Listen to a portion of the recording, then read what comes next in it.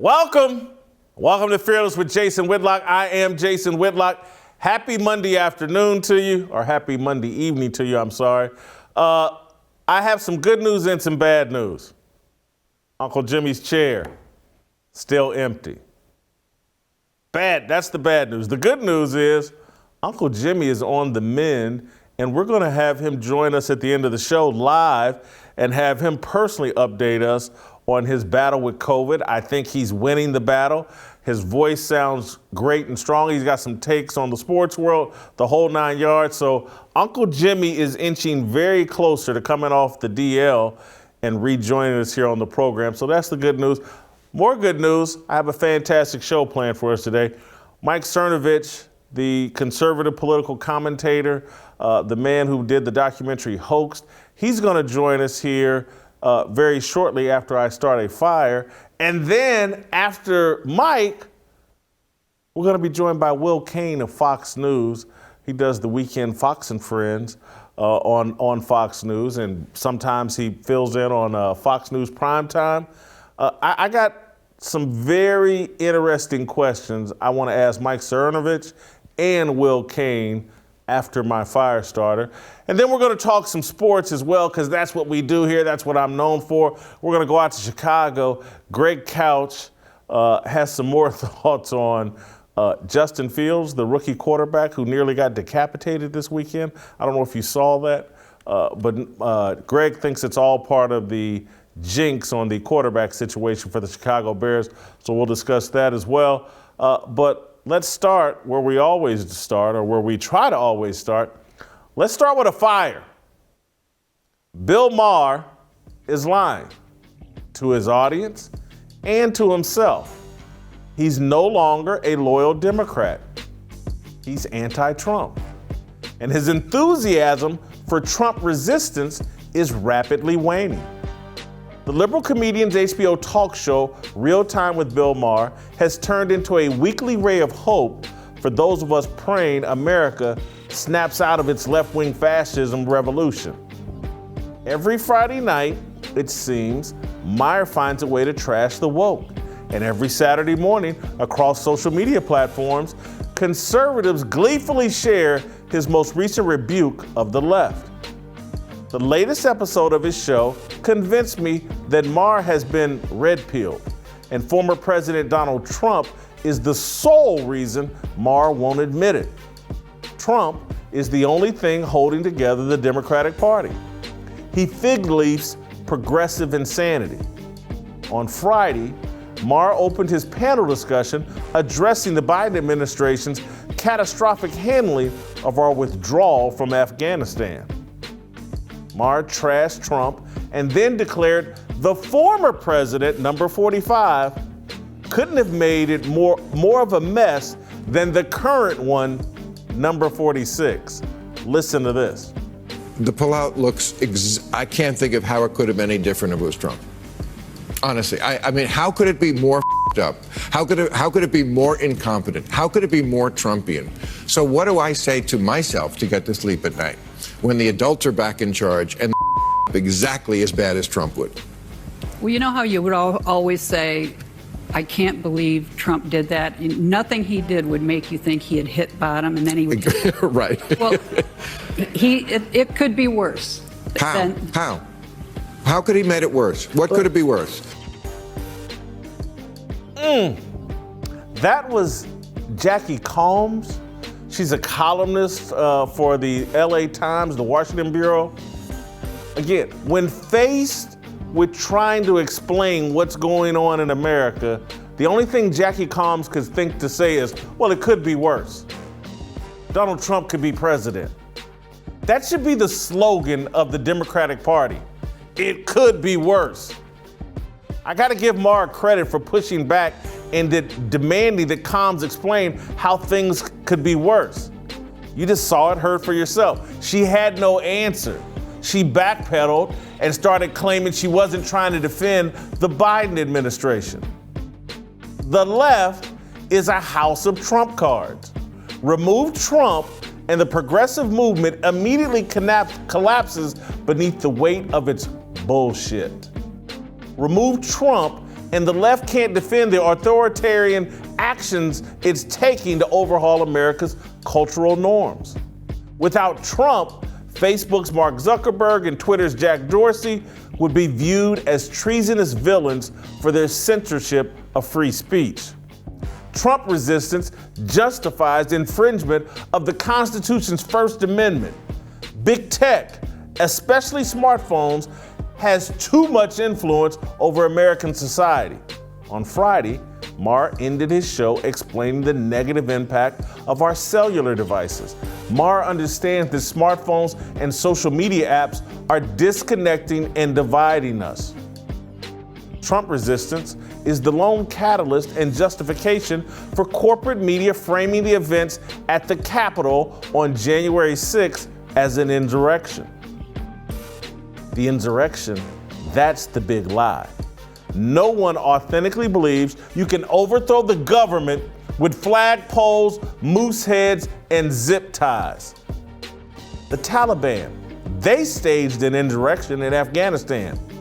Trump supporters staged an unruly criminal protest that never reached the level of violence seen at a typical Antifa or Black Lives Matter protest. Without Trump, the left would have to vigorously defend its contention that men can be birthing people. You've heard that, right? Birthing people. It would also be forced to defend allowing biological men to compete against women in sports. Would America's laissez-faire policy at our southern border exist without Trump? Our immigration policy makes no sense. It can't be defended. It doesn't serve the greater good of our country. It's as big of a mess as Afghanistan. We're allowing illegal immigrants to flood our country simply because doing so is anti-Trump. Critical race theory depends on Trump resistance for legitimacy. It can't survive scrutiny and analysis.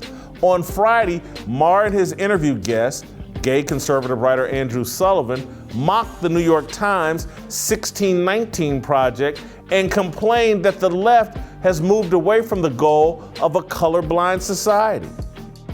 You should watch his Friday show. It was amazing. Maher flirted with multiple third rails, including suggesting that vaccines and masks shouldn't be regarded as a more important response to COVID than exercise, losing weight, and a healthy diet. And yes, I'm talking about myself. Watching Maher on Friday made me ponder what the world would be like if Trump abandoned politics. Would it hasten the collapse of the fascist left? If you remove the Trump card, would it force the fake leftists to confront the fraudulence of the rest of the progressives' hand? I believe, at this point, the majority of leftists are fake. And I say that in all sincerity. The majority of leftists are fake. Black people, the house pets of liberals, are required to hate Trump and all conservatives. Gangbangers and drug dealers command more respect in the black community than black Trump supporters. There's nearly as much pressure on white people.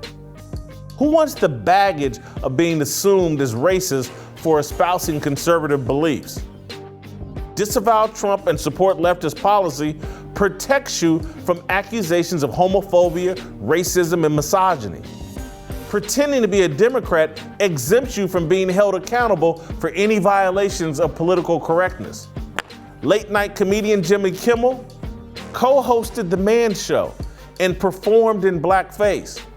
He's in good standing. Meanwhile, Jeopardy just canceled its brand new host because of things he said on a podcast no one listened to 10 years ago. No one even knows his name, but he got canceled for stuff he said 10 years ago that everybody ignored, and we still don't know what he said that was bad. Maher recognizes this hypocrisy, and he likely knows that he would be canceled too if he didn't keep up the charade of being a loyal Democrat and devout Trump hater. Trump hate is the Democratic platform.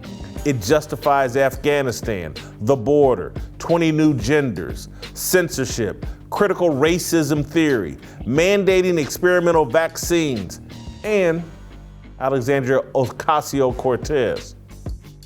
Sometimes I think Trump has proven his point. He awakened the public to the swamp, the financial alliance among global corporations, political elites, and America's adversaries. Does he have more to offer? Or is he now an impediment, a blinding force that stops well-intentioned people from seeing the damage the other side is doing to America? Could Trump save America by stepping aside and fully exposing the lunacy of the left? What I'm suggesting reminds me of the strategy that civil rights workers used to defeat segregationists. Bible-carrying men and women put on their Sunday best clothes and let photographers and cameramen document the behavior of bigots. The images won the civil rights movement. Compelling liberals to defend their agenda without their trustworthy trump card would unmask their wickedness. That's my fire for today. Now, I can't wait for Mike Cernovich and Will Cain to give me their take. But before we do all that, you all have heard me talk about our sponsor, Built Bar, here. But they are just too good not to talk about every day or every time I get a chance. They have been a part of my daily routine here since they joined our show. Their many flavors are great, and the fact they are healthy for you and low in carbs and calories and sugars make them even better. These are much better than the normal protein bars you've been trying for a while. But don't just take my word for it. Try them for yourself. Go to Built.com and use the promo code FEARLESS to save 15% off your first order. Use promo code FEARLESS for 15% off at Built.com.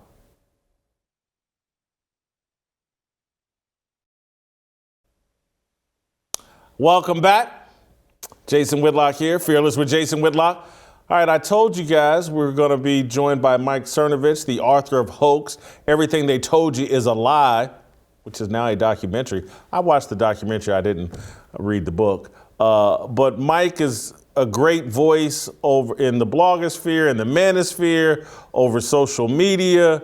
You guys know who Mike is. And so I thought Mike would be the perfect person for me to get a reaction to my take that Bill Maher, I believe, has been secretly red-pilled, and he doesn't want to admit it.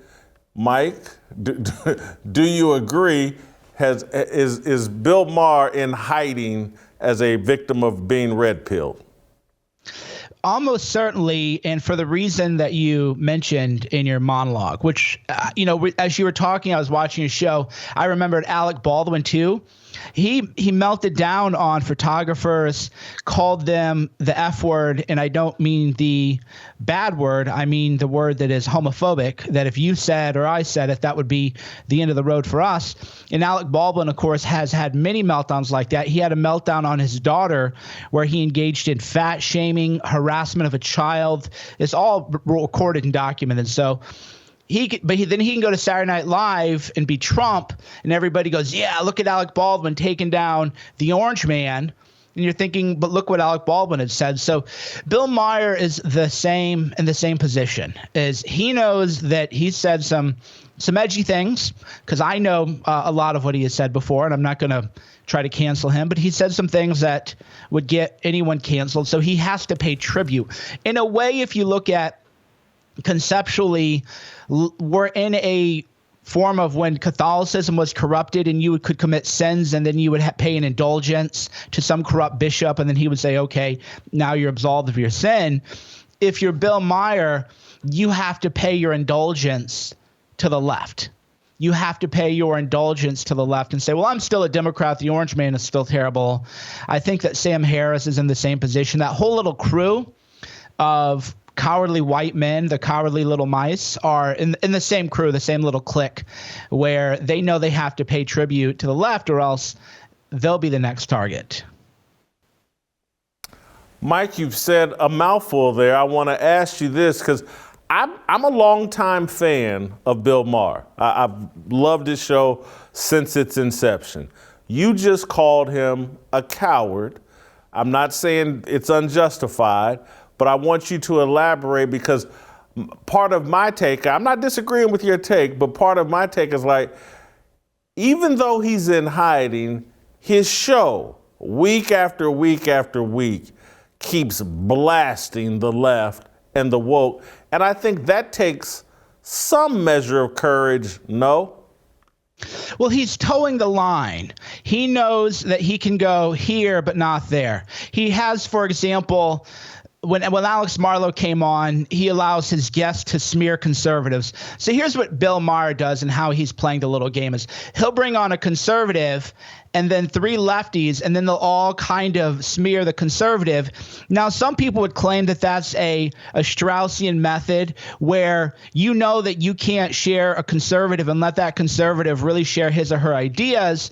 So to smuggle in those conservative ideas, you bring the person in to get bullied. And if that's what you have to do to keep your job, that's what you have to do to keep your job. So I understand we all make compromises for our jobs, and I certainly don't judge that. But the flip side is there's a point where you reach a level of net worth as a man, and you have the so-called FU money, and then you don't say FU, right?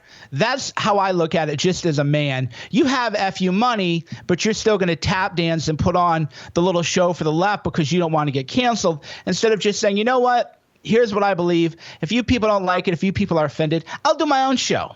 I have monopoly money. Bill Maher is probably worth $150 to $250 million. I have my own money. And I've lost millions of dollars in book sales and everything else when I moved from mindset material to political commentary, because that's what I viewed as being the choice. Like, okay, I'm certainly not Bill Maher rich, that's for sure, but I've done okay. And I'm willing to take some blows now. I'm willing to take some hits now, even though that I could just keep the checks coming in by, again, playing the little games that these guys play. So to me, it is an issue of moral cowardice. And so, Mike, once again, you said a mouthful. The only person, as you were talking, that I could think of from the Hollywood crowd that kind of really stepped out there and put his career in jeopardy, and I think first of James Woods. And I'm trying to is there anybody else? And maybe James is old, and so I'm sure he's older than Bill Maher, and so maybe there were no more big roles for him, or there was no more love and money being rained on him in Hollywood. But can you think of anybody in that Hollywood crowd that has shown the kind of courage you're talking about? Nick Searcy definitely had. He had, Peabody Awards. He came out as a conservative a long time ago. The famous actor who didn't, because I'm not saying people have to like Trump, because I personally said it over and over again, and this is where I upset a lot of the MAGA people. I personally don't like Trump. I just happen to think that he was a great president. But he's not someone that I would look to for moral guidance in my life, right? He's not one that I would look to for spiritual leadership necessarily, but he was an amazing president. So there was he didn't come out as conservative or as a Trump supporter, and he probably isn't a Trump supporter, but he was very Christian. Remember, they tried to cancel Guardian of the Galaxy, Chris Pratt, I think his name was, because he attends a church that believes in traditional marriage. So occasionally that'll filter out where, of course, James Gunn from Guardians of the Galaxy gets kind of canceled, and everybody rallies to his defense, even though he said tweets that are way worse than the Jeopardy host, right? But then if you're a Christian and you attend a church, not even saying that you believe that all marriage has to be traditional, but you even attend a church where that's the theology, and they try to cancel you. So he came out, he's come out Christian. He's been Christian. So there are I'll give you a guy that I just thought of. I'll give you a guy, a big name. And he has said some really direct things that are anti-Black Lives Matter, and it's shown some courage. Denzel Washington. Okay. Denzel Washington is in support of family and family structure, and says that, that is the critical issue in the Black community. Let me ask you this, Mike. What do you think about my theory that the left would absolutely collapse if Trump disappeared? That they have no other issue, no other defense. It's the only thing holding them together is Donald Trump. Yeah, they lose their foil. So with Trump, Trump made one of the most unfortunate errors, and in a way set a moral example in the inverse, which is, that if you read Jason Whitlock or watch Jason Whitlock or someone like that, that there might be some things now and then that were said, but that it's a pretty consistent message. You're not going to wake up and say, oh man, what do I have to defend now? What in the world? What now? It's just over the line stuff all the time. And with Trump, he just couldn't. It's almost like a social contract. The idea is, okay, Trump, we know you've said some things. We don't care. But when I wake up tomorrow, I don't want to see new things. Let's just keep it in the past, 10 years ago, 20 years ago, 30 years ago. So he always would give them new material to work with. Oh, here's something new that can get them spun up. Whereas, as you said in your segment, your monologue, the left is imploding because they have to stand on their own merits now. In a way, the worst possible outcome for them was that they actually won. Now they have to govern. Now they actually have to do a troop withdrawal in Afghanistan. Now they actually have to defend critical race theory. Now they actually have to defend a recall election in California. Now they have to actually defend birthing people. And the American Pediatrics Association saying that masks in schools are fine because kids don't need masks for their development. But then they have to go through and delete all their material and I don't know if you covered that story yet, but they're deleting all these so-called psychological and pediatric organizations are deleting all of their old articles where they said it's very important for children to see mouths moving, facial expressions. That's part of early childhood development. That's all being nuked. That's what they have to do now because of Trump. And now we're seeing that they can't stand on their own merits. They can't even manage a troop withdrawal in Afghanistan. Anthony Blinken, right? Jake Sullivan, right? That's the mediocrity. I don't know if you ever saw this meme a while ago. You probably did if you remember the old Twitter days where the hardcore feminists and kind of the men would go at it. And there was a shirt that said, God, please grant me the confidence of a mediocre white man. And and I know that they were making a derogatory remark on men, but I was kind of laughing because I'm thinking Anthony Blinken and Jake Sullivan, that's the mediocre white man that they were talking about. The Secretary of State and the National Security Advisor can't even go on TV and provide a coherent message to a lapdog media about the Afghanistan withdrawal. So we are now seeing the implosion of the left because they no longer have the orange man to raise money off of and to screech about every day.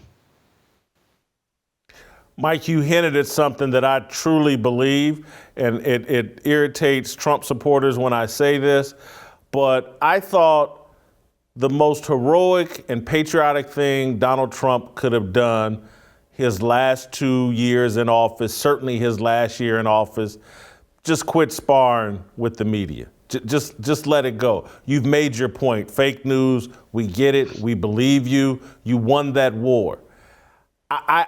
What you just hinted at to me, if Trump really wanted to prove his patriotism and support of this country, he would have handled the last year or two of his presidency differently. He would have quit fighting with people in the media that he had already beaten up and won and just governed and stuck to his point instead of giving them, as you said, new material. And so I saw it as unpatriotic, his inability to discipline his behavior. And more so even than the media stuff was the petty celebrity beefs. If you're the president of the United States, leave the Twitter a-hole stuff to me, to you, to Clay, to everybody else. You're the president. I don't want to see you tweeting anything about LeBron James because you're you're the president of the United States of America. Shut up. I don't care what you think about LeBron James or Chrissy Teigen or John Legend. I don't want to hear anything about petty little beefs, those petty squabbles or that Twitter entertainment, that showmanship. Because for me, a lot of it is, I like a good online squabble because it's good showmanship. People watch it. As Dana White said, he knew that the UFC would be a success, because if you're at a hockey game, a baseball game, or a football game, and a fight breaks out, everybody quits watching the game and they go watch the fight, right? Twitter fights I'm all in favor of. But if you're the president, act like it. That's your role. And I think in many ways, Trump was never truly seen as the president, because if you go on his Twitter page, you're thinking, what are you complaining about today? Some celebrity said something mean to you. Mac Miller doesn't like you anymore. That Eminem is beefing with you now. That's your life now. Petty squabbles. You're the POTUS, man. Act like it. So if he would still go at the fake news media, I think that was still a good thing to do, because the propaganda was unrelenting. But when he would personalize the beefs and make them very petty, so he would, for example, say such and such reporter, and you know how that's going to be framed. Trump's bullying women again. Trump's bullying people of color again. Just stay on message. And moreover, what he did is a common mistake that people make is focus on your message. I get attacked all the time. Larry Elder's getting attacked right now. The LA Times is trying to lynch Larry Elder right now. Larry Elder isn't playing defense. Oh, the LA Times reporter so-and-so is bullying me and I'm going to go cry myself to sleep. No, he's just saying, here's my message, man. I'm going to end mask mandates. I'm not going to make you choose between your livelihood and wearing a mask. I'm going to undo these. He's focusing on his message, right? That's what you do. Is negative attention that I receive, I love it, because I don't respond to the negative attention. Oh, Mike Cernovich is X bad thing. And then I get into the frame of, oh, I'm not really the X bad thing. How terrible. I say, good, now that I have your attention, let me actually talk about what I believe. Let me actually talk about what we can do to make the country better, move the country forward. That's what Larry Elder's doing. Ron DeSantis is doing it. Trump, he's still caught up in that celebrity Hollywood petty beef thing where he wanted to lower himself. Because to me, you got to look at it this way, right? You are the people you're beefing with. That's your level, right? Mayweather's not beefing with nobodies. Mayweather's not complaining about nobodies every day. Mayweather's saying, I want that big fight with this YouTube star to get 50 million. Conor McGregor's not beefing with nobody, right? Conor McGregor's saying, I want to beef with Mayweather. I want to beef with Pacquiao. I want those big marquee fights. I want the marquee events. Donald J. Trump would say, oh, I'm going to beef with this random nobody reporter who has 30,000 Twitter followers because he or she said something mean about me. Well, then that just lowered your status. That just said, you're not Mayweather, you're not Pacquiao, you're not Conor McGregor. You're just some random dude on Twitter. Don't act that way. Live the marquee lights, right? You got to play for the big fights. And Trump kept getting dragged down, and he was his own worst enemy. Mike, we'll end on this note. I want to ask you about another one of my theories and I really believe this, particularly as it relates to men. Most men who consider themselves progressives or Democrats, I think it's all fake and phony.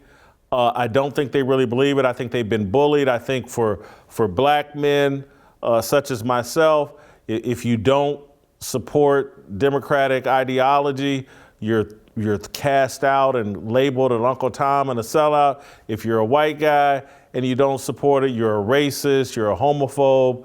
It's for both groups, black and white men, it's hard to ascend to leadership positions within corporate America if you're not a part of the Democratic agenda. And so, and maybe there's equality, but I'm trying to figure out, who do you think is under the most pressure to be woke? Black guys or white guys? Who's got it worse?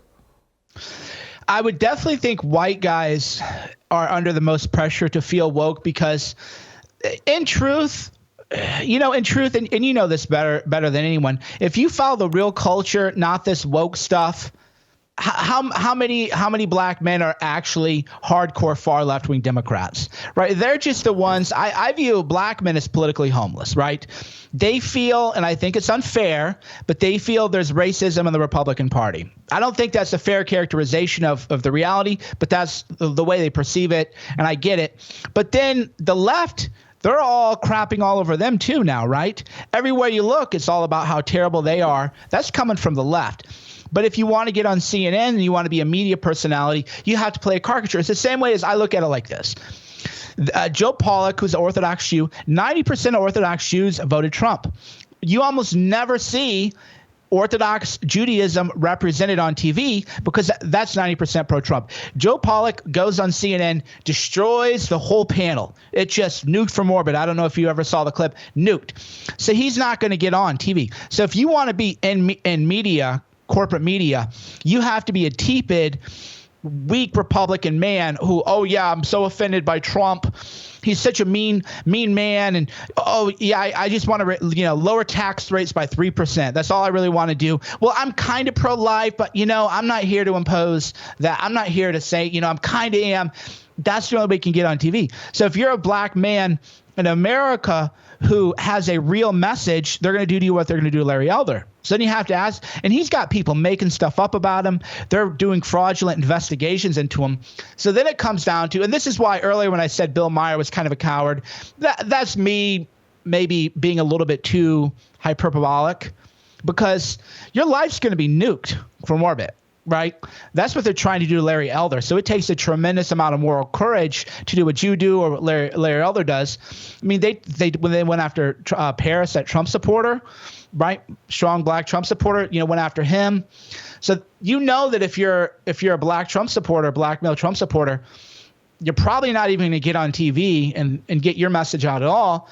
If you do, they're going to come after you with fabrication. So do you want to have your whole life ruined, your income destroyed, your friends saying, oh, I didn't know that you were involved in this, the false accusations, right? So so I think that they're actually in private, not really quote unquote woke, but I think that you have to play the role. So if you're a white male, you're allowed. So the way I would put it is, if you're a white male, you're allowed to be Republican, but you have to be that really weak, pathetic, groveling, Matt Lewis style Republican who doesn't really believe in anything, but they're kind of like tokenized.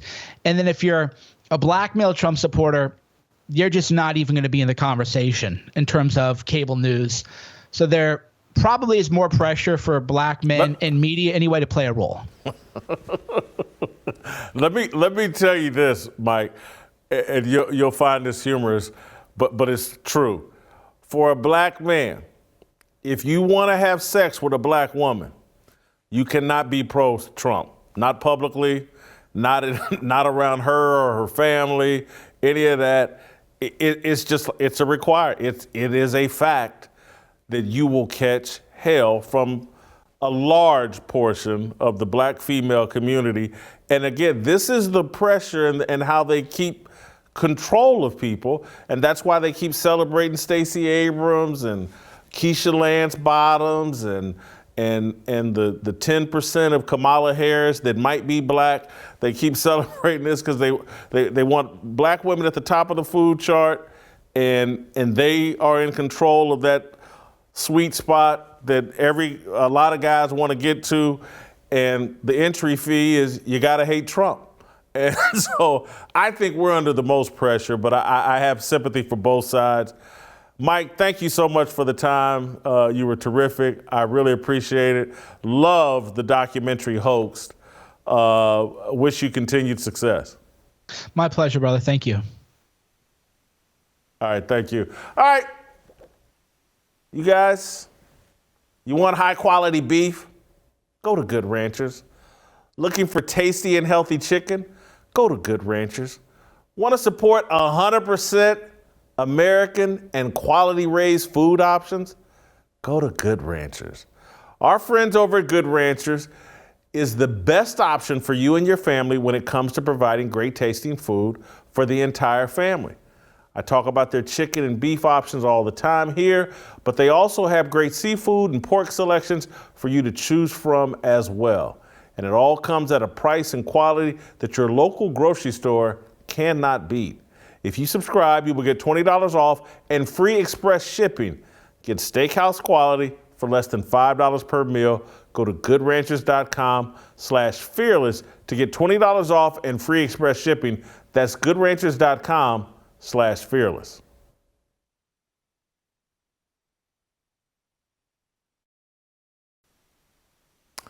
Welcome back. Honored to be joined by Will Cain, a co-host on Fox and Friends on the weekends. And last week, I believe he hosted the primetime show right before Tucker Carlson. Will, of course, made his name over at ESPN, sparring with Stephen A. Smith and Max Kellerman and all the guys, sparring with everybody at ESPN. Will was the lone conservative on an island over at ESPN before leaving for Fox and Friends and Fox News. I thought Will would be great on my Donald Trump, Bill Maher topic, but I also may sneak in a sports question or ask him about his time at ESPN. But Will, first and foremost, I want to ask you, what do you think of my contention that the entire left would collapse if Trump disappeared? You know, I have mixed feelings about that idea, Jason. And the reason is you're totally correct that the only tie that binds the popular left is their mutual hatred of Donald Trump. And that if he were not there, they would no longer have the shield to neglect to answer questions about whether or not men can have babies or whether or not every single aspect of the United States should be defined by some perception that it has a racist founding. They would have to defend these increasingly radical ideas. So you're right that if Trump weren't there, that reality would be staring them more in the face. But here's why I'm conflicted. Because I think Trump exposed all of that. I think he forced what was a rot in the ideology or a hidden agenda that had been baking for decades up to the surface. So this stuff didn't bake in overnight. Critical race theory didn't get developed in the past 18 months. Media bias isn't something that we found out about or just was created in the past 5 years. Donald Trump served a very, very useful purpose in exposing the reality that existed underneath the covers. And you mentioned that. So the question is, does he continue to serve that purpose going forward? And to me, I think the answer is still yes, Jason, because I looked, for example, quickly at the insanity with which we've responded to COVID. And the vast majority of our population seems to have gone along compliantly or even served as the enforcers for this insanity. And we need someone who can continue to call out that media-driven fear, that media-driven hysteria, someone who can stand up. And it's not just about him exposing it, but to be strong enough, and I'll say he's not the only one. I heard you with Mike Cernovich, and I heard him mention Ron DeSantis, the governor of Florida, someone who is strong enough to stand in the face of those headwinds. So while I do think Donald Trump stepping aside would force him to face that reality, there might yet be still some more reality for the vast majority of the population to face. Here's why I probably 51% agree with you. And this is my fear if Trump goes away. And I think it's the fear of most Trump supporters, is that they like DeSantis, but they're like, he's a politician, and the swamp has not been drained. And if Trump goes away, we go right back to the swamp and politics as usual. I think that's my genuine fear, is who would call out the rest of the establishment, the rest of the globalists, or would it just go right back to everybody making money, everybody taking money from lobbyists and foreign influences and with China? Would it just, the free-for-all we have going on now would just be put on steroids if Trump disappears? Ron DeSantis is the greatest hope to have that strength outside of Donald Trump. And this is not to say that I agree with every single thing Donald Trump has ever said or every single policy that Donald Trump ever endorsed. But let's go back to your monologue for a moment. Has Bill Maher been red-pilled? And I would actually disagree with you slightly and say, no, I don't know that he has been. What I think has happened is the very, very influential radical minority of the left has continued to move further that way. And there's a massive percentage of the American population, Jason, that I think just goes along to get along, who will flow along with what they see as the center and the popular culture. And what is defined by that are things like ESPN or social media. Now, I think you did a wonderful job, and this was before we knew each other, of pointing out the radical influences that pulled that center of pop culture. Back in the day, it was Deadspin. And you were 100% right. Deadspin wielded way too much influence over ESPN. Deadspin eventually died. It's been replaced by Twitter and radical voices on Twitter that make people think this is a mainstream thought. So, for example, the United States have a racist founding, critical race theory, ideology, and tenets. There are people out there that will just go along to get along because that radical ideology pulls what we think of as the left even further over. And there are just a few people out there like Bill Maher who go, whoa, whoa, whoa, I haven't changed. You've changed. I don't know that Bill Maher has changed, Jason. I just think the context around him has changed. And you've probably experienced it, and I've experienced it. When you live inside, quote unquote, the mainstream media or what is acceptable popular culture, when you leave it, people say to you, what happened to you, man? You changed. I haven't changed from the person that I was at ESPN, not one iota. I've been more openly political. But what's happened in the past 18 months is that center has pulled very far left. I've been standing in the same place for really most of the past 10 years. But you've also now just described why I think Bill Maher has been red-pilled, because I see what's happening with him analogous to what happened to me. People all the time say, oh, man, I used to like Whitlock back in the day, but he changed. And I'm like, when? And I'll send people receipts. I was like, hey, man, I won National Journalism Awards for exposing the fraudulence of the Jena 6 controversy in Louisiana back in 2006 or 7. I go, when I was on Oprah Winfrey over the Don Imus thing, the whole narrative, the whole column that I wrote was about, hey man, as black people, why are we worried about Don Imus when we saying all this other crap in rap music and amongst ourselves? I've been saying the exact same things. I used to write for the Huffington Post. Right. Nothing changed. Everything just changed around me. And eventually I had to go, these people are crazy. They don't believe in what I believe in, and they shook me up. And I know, I would say this, the difference I think between Bill Maher and myself and why he's living this lie, he has no religious faith. And eventually that's what made me have to be like, it's my faith and the things that were put in me by the church and by my grandmother that have made me just far more comfortable, like, hey man, I'm a conservative. And my conservative worldview comes from the church and from me playing football. It wasn't a political thing. I believe in traditional family. I believe in hard work. I believe in the meritocracy. I believe in America. I've seen the America that my father dealt with growing up and the America, and he could see it. Even my father dealt with a lot of racist crap. He could see, like, wow, man, America's changed. And then certainly he wasn't all the way comfortable. But he's like, the way my son is treated as opposed to the way I was, this is an amazing difference. And so I get, if Bill Maher had some religious faith, I think he'd come all the way out of the closet and say, these people are crazy. I can no longer stand with them.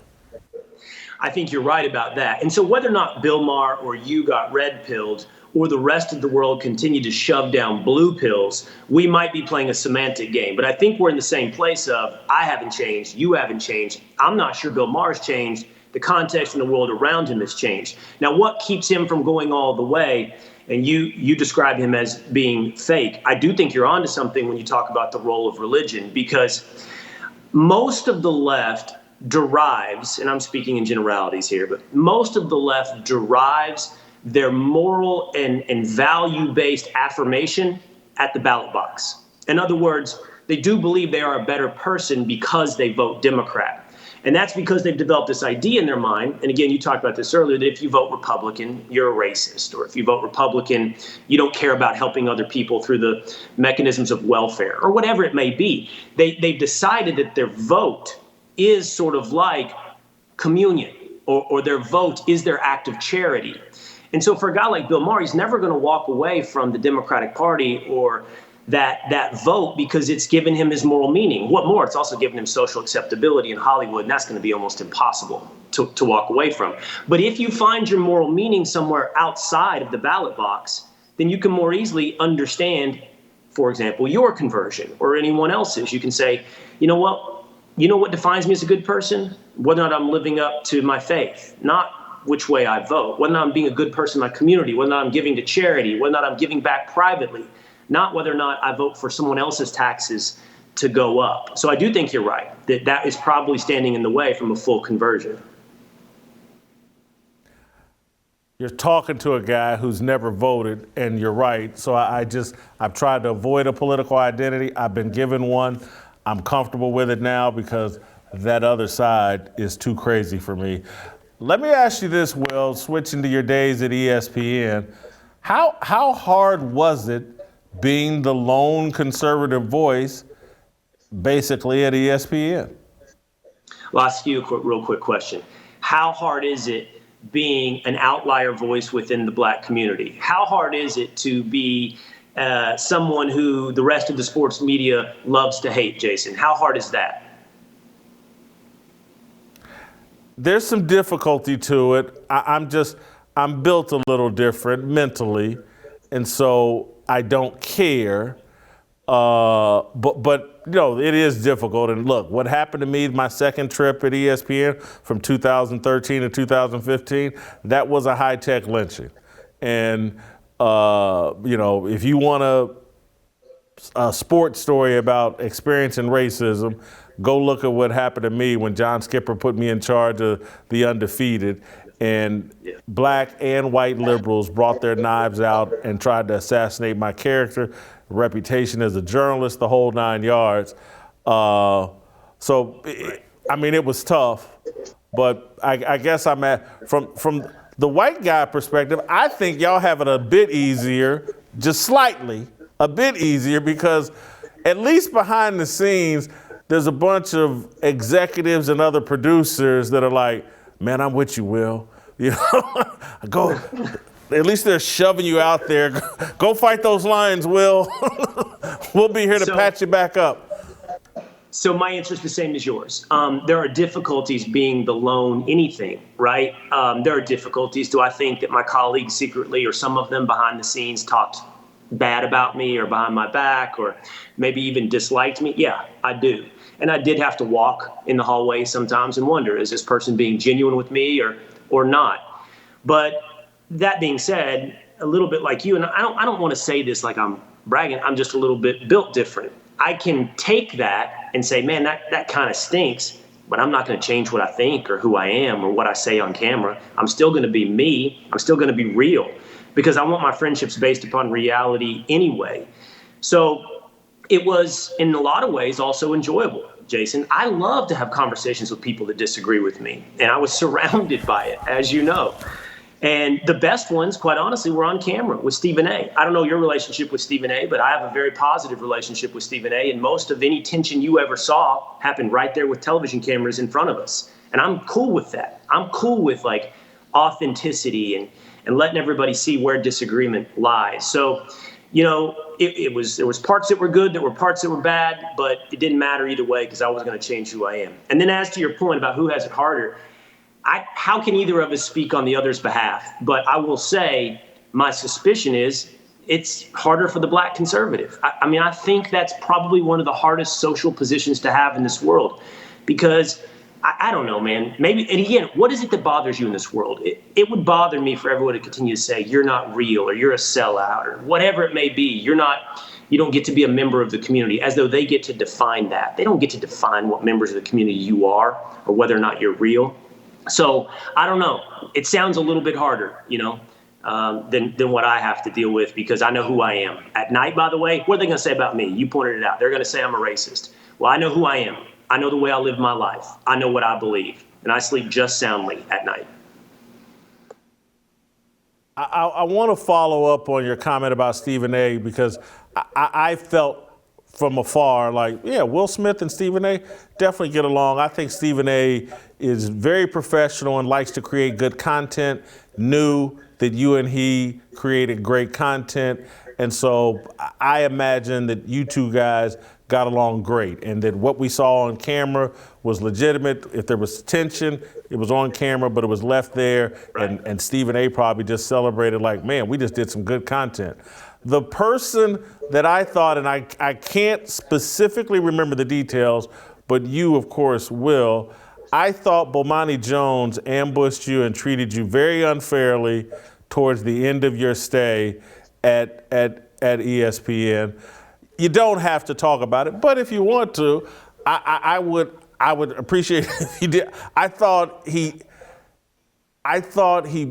put you on TV and tried to define you as a racist for his own benefit. I don't think he authentically believes you're racist, but I just found that very unfair and unfortunate, and wish that the executives at ESPN were strong enough to make sure that didn't happen to people. We have to be able to disagree with each other without ascribing motives that cast one person as reprehensible and the other person as a seeker of truth, justice, and the American way. You know, I struggle sometimes with how much I want to share about my behind-the-scenes interactions at ESPN because, you know, I like that you talk about masculinity a lot, Jason. I don't know that I think about it as a sort of top-level overt thought process, but I know it's always there subconsciously. And there's values that I have that I think go back to what I was taught to, what it means to be a man, and to talk about things behind people's backs or in retrospect. I don't know. I'm not telling you I'm right or wrong. I'm telling you it just rubs me a little the wrong way. So I don't love talking negatively. What I will say is Bomani came on my show one of my last week maybe at ESPN, and he asked to come on, and I said yes. And, you know, for most of the whatever's the remnants of Deadspins of the world, which is basically the entire sports media critic world, the conclusion was Bomani Jones destroys Will Cain. Okay, fine. If you believe that to be the case, I can live with that. I can take L's. I'm here to have the exchange and have the debate. I don't think it's true, by the way. I don't think that's what happened. And I think there's a lot more to unpeel in the conversations, which at that time was about Bubba Wallace, if I remember correctly. But I'll say this, Jason, you know, I'm always game to do it again. So in other words, even if you think, and I don't know. Do I think anyone at ESPN truly thinks I'm a racist? I don't know. But even if you do, I'm still willing to have that conversation on air. I'm still willing to do it because it's not that I'm confident that I'll win a debate. It's confident that I know who I am. And I have my ideas, and they have a founding, and they have a basis, and I'm willing to put them to the test. W or L as the result. Will, thank you for the time. Continued success. I'll be waking up early for Fox and Friends the next time you ask. I can promise you that. Thank you for doing this for me. I hope to have you back on again. Thanks for having me, Jason. All right, go to youtube.com/Jason Whitlock. All right, we're going to roll out to Chicago and talk with Greg Couch. Next!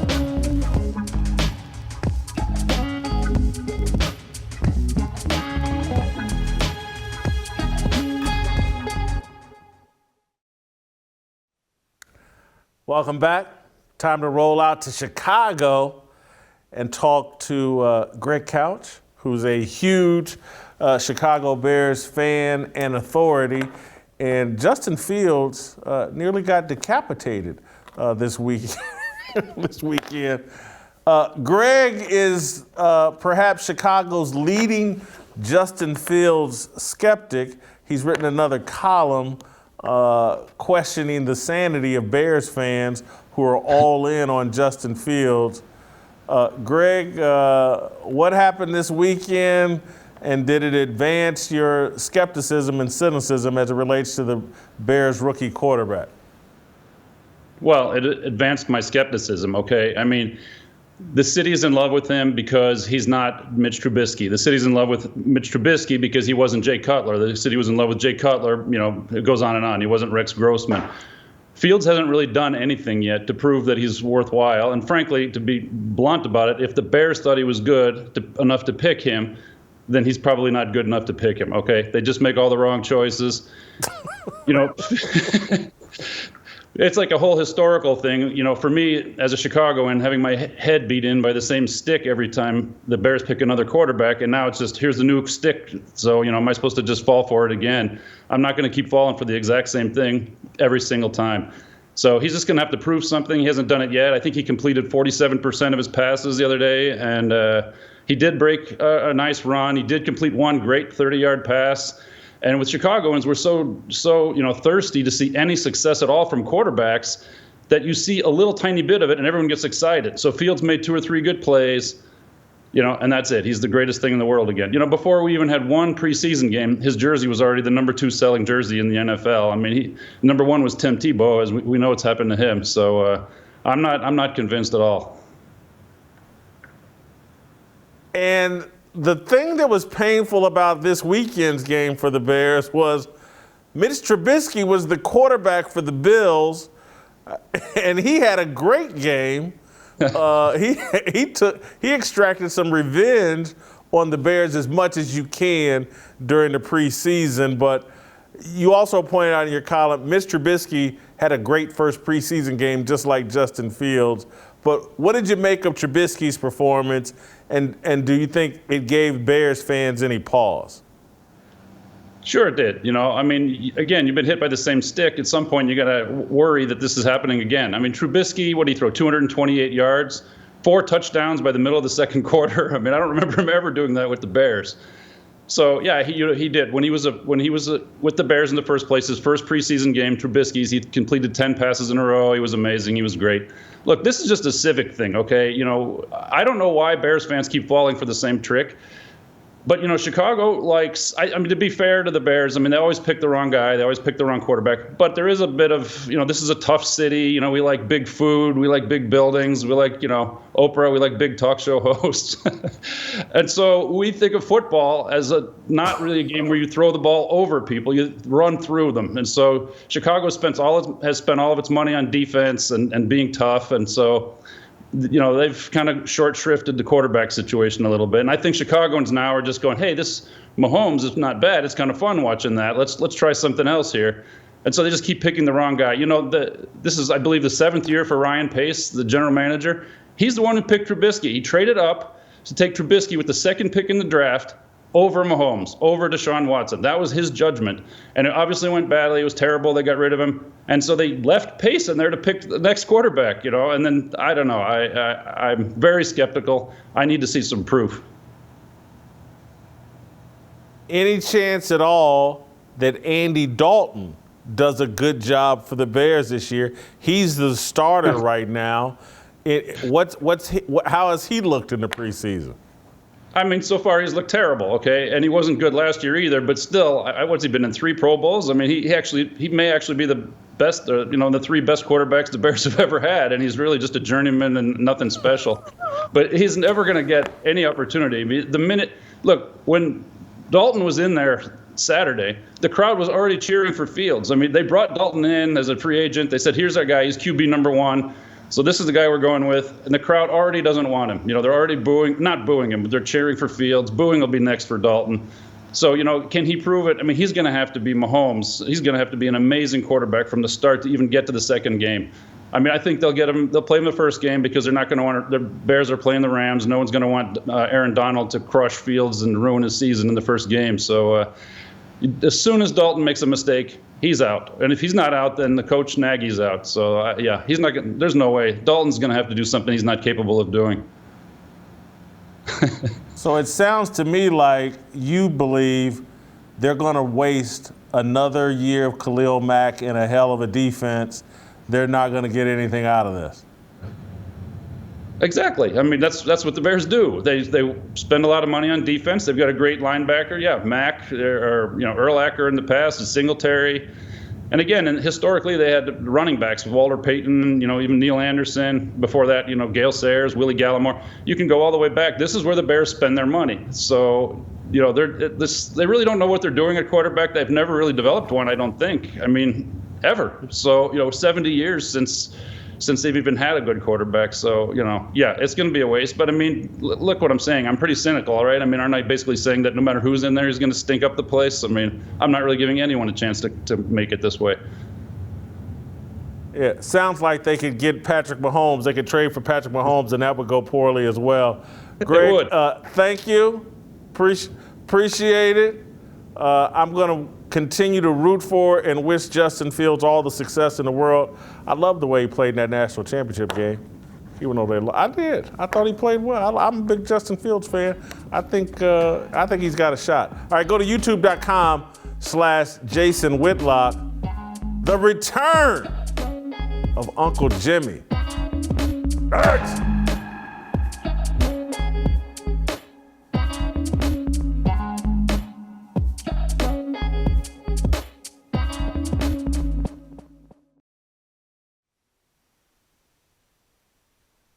All right, here we go. Uncle Jimmy's gonna join us live. He's still alive, although, it's funny. I'm looking right now on Twitter, and rest in peace Jimmy is trending over Twitter. And I was like, what happened to Uncle Jimmy? But he's still here. Uncle Jimmy, hold on, man. I thought you was out sick. How are you sitting at home in a hat, sport coat? How are you suited and booted sitting at home when you're supposed to be on your sick bed? Before we go a whole lot further, so let me guess, you saw that tweet, RIP Uncle Jimmy, and you be like, I'll be damned, how did I miss that one? No, I was going to go check to see if my name is on your life insurance policy is what I really wanted to do. But here you are. Hey, man, let me tell you something, man. Let me just, honestly, man, thank you for everything, man. I appreciate everything, man. I especially appreciate the fact that I never shared with you the fact that of me having reoccurring herpes outbreaks as an adolescent. Because God knows, if I would have shared it with you, your ass would have found a way to write a whole autobiography out of it by now, man. My friend Tim in his battle with Shankers and child support court. Hey, Jason, I don't know if you know this or not, man. And I don't know how in the hell you managed it, but somehow or another you managed to violate every freaking HIPAA law known to man. Hey, man, I'm just giving out information so people don't get concerned about you. I'm trying to get them up to date, up to speed on what's going on with you. Okay, you good? Let me ask you a question, Jason, because I want to hear this from you. I want to hear it out of your mouth. Hey, man, please tell me that you did not say the phrase, and I quote, I'm too fat to catch corona. I couldn't go and help Jim. It's not exactly what I said, but that is the gist of what I said. Yes. Okay. There we go. I got to protect my people. Jason, you do understand that I'm a legend in them streets of Kansas City. Okay? Yeah. Now, it's one thing if you want to piss off law enforcement, but you want to piss off the gangsters too? Hey, man, word on the street in Kansas City is you thought you wanted all that smoke with Matt Barnes and Stephen A. Jackson. Hey, man, my cousin Big Filthy told me to tell you, and I quote, when you come back to Kansas City, your name is going to be like an old Motown song. It'll be nowhere to run to, Chubby. It'll be nowhere to hide. You come to Kansas City, it'll be nowhere to run to, Fluffy. All right, I'm warning you. Got you. You got any sports takes? You've been sitting at home. You should be watching TV and all up to date on the sports world. You got any sports takes? Bro, let me ask you a question for real. You know your girl Sha'Carri Richardson ran in a race in Oregon this weekend, right? Sha'Carri, yes. You know she ran in a race and she finished dead ass last. You understand me? Now, I don't know how the hell you managed to finish dead ass last, but when you finish dead ass last, don't nobody care how fast you ran last. Now, my question is, where's this girl support group, Jason? Where's all these people out here that were supporting her? Y'all are acting like y'all don't hear this girl's cries for help. Did you hear her after the race? Meantime, Sha'Carri Richardson finishing 9th in the race, and she's with Lewis Johnson. Having a month off, dealing with all I was dealing with. I'm not upset at myself at all. This is one race. I'm not done. You know what I'm capable of. Count me out if you want to. Talk all the you want, because I'm here to stay. Look here, man. Did you hear her? She's talking about, I ain't finished. You bitches just wait. I'm coming back. Oh, you done got smoked the hell out. What the hell is wrong with you, girl? And then you just had. You know who she sounded like? What's that? She sounded like Fred Sanford. This is the big one, Elizabeth. This is the I'm coming to join you. Wait a minute. Hold on. Then you just had my boy Greg Couch on here, right? You didn't even get what he was trying to tell you, did you? He tried to throw you. You didn't realize that he told you, hey, Jason, you know, as big as you are, if you move to Chicago, you'll be a god. And wait a minute, I heard that, but he was talking about Justin Fields. Okay, now speaking of Justin Fields, did you actually see this hit with Justin Fields? Hey man, let me tell you something. I did not. I've heard about it. I haven't seen it. Hey man, we got the video. I wish we could show you the video. I don't know if we can or can't. Oh, here we go. Check this out, Jason. Yeah, they got it. Watch it. Wham! Jason. You know what that is, Jason? That is called a hate crime. That boy got hit so hard his soul left his body. Greg Couch told me personally that fella had anal seepage for the rest of the night. And Jason, let me tell you something. I'm not even gonna lie to you, man. I'm so glad that we had cameras there that night. Because if we didn't have no cameras there that night, you know what the hell that boy would have said happened in Chicago. They all came up with MAGA hats and put nooses around my neck. I don't know what happened. Luckily, we had some damn cameras there. See, because if we didn't have cameras, we wouldn't have known what happened in Pittsburgh this weekend, would we? We wouldn't have known what happened in the stands in Pittsburgh, would we? I saw that. That was not a good look. That was not good. That was not a good look. Listen to me. Listen to Uncle Jimmy, white men. Listen to me. I'm going to tell you this. We as black men been trying to tell y'all this for a long time.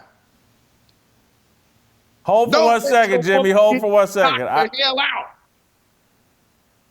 Hold for 1 second. I got to explain to people what happened in Pitt. There was a fight in the stands. A woman confronted a man and slapped him, and that set off a brawl. This is the second weekend in a row. It was in L.A. the week before where a woman threw a Pepsi and set off a brawl. Here we go. Yeah, here's the video. Yeah, she first yells at her husband or boyfriend. Then she slaps this, and the next thing you know, her man gets cold cocked and Jimmy, I got to be honest with you, man. I'm afraid to go to games. And I say that in all seriousness. I just think there's so much tension in the air, and people now are at odds with each other. You used to go to a game, and it was a spirit of camaraderie, and now everybody's bringing their political baggage in, their little cell phones, can't wait to capture some moment they can frame as racism. I think these NFL stadiums are going to be a disaster all football season. Jason, remember the good old days? I mean, because you know we came up in the era of racism and how horrible times was. Man, remember the time when you could go walking through Arrowhead Stadium and a group of white guys would say, "Hey, bring your black ass over here and eat some of these brats with us, Whitlock."